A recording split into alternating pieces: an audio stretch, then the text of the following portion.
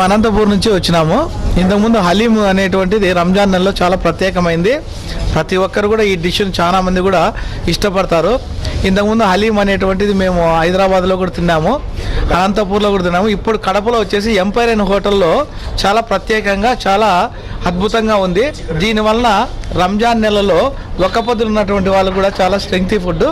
దీన్ని అందరూ ప్రతి ఒక్కరు కూడా ప్రజలందరూ కూడా ఇష్టపడతారని చెప్పేసి చాలా బాగున్నందుకు మేము చాలా సంతోషిస్తున్నాం. टेस्टी हलीम है, बोले सर का 100% घी, 100% मटन भी दिखता है, 100% घी भी दिखता है.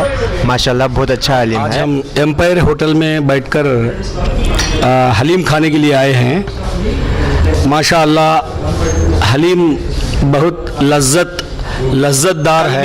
हम हलीम खाने के लिए आए थे इधर, लेकिन हम आने से पहले ही हलीम ख़त्म हो गई थी, तो आज दूसरे दिन जल्दी आ गए हलीम खाने के लिए. एम्पायर होटल में हलीम खाने के लिए आया हूँ आज. जो हैदराबाद की हलीम और यहाँ की एम्पायर की हलीम में बिल्कुल कोई फ़र्क नहीं. बिल्कुल हैदराबाद की हलीम की जैसी बेहतरीन हलीम यहाँ दी जा रही है. सर्विस देख के बहुत खुशी हो रही है. रमज़ान में बहुत अपनी फैमिली के साथ आके एम्पायर होटल में बार बार खाने का दिल चाहता है. मैं कुवैत में रहता हूँ. कुवैत में मैं भी हैदराबादी होटल में बहुत खाया मैं हलीम, मगर सेम टेस्ट है उधर भी इधर भी. हलीम एकदम बहुत सुपर है, हाई क्वालिटी है, क्वांटिटी अच्छा है, रेट भी अच्छा है, सर्विस भी अच्छी है. और दूसरी हलीमों से ये हलीम बहुत अच्छा लग रहा है.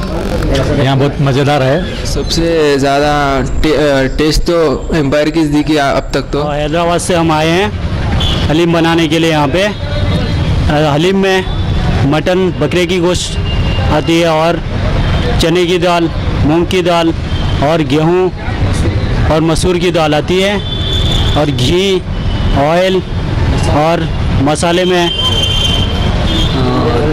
जिंजर गार्लिक पेस्ट और चिल्ली पेस्ट और कबाब चिल्ली, इलायची पाउडर और काली मिर्च पाउडर और दालचीनी पाउडर आती है इसमें.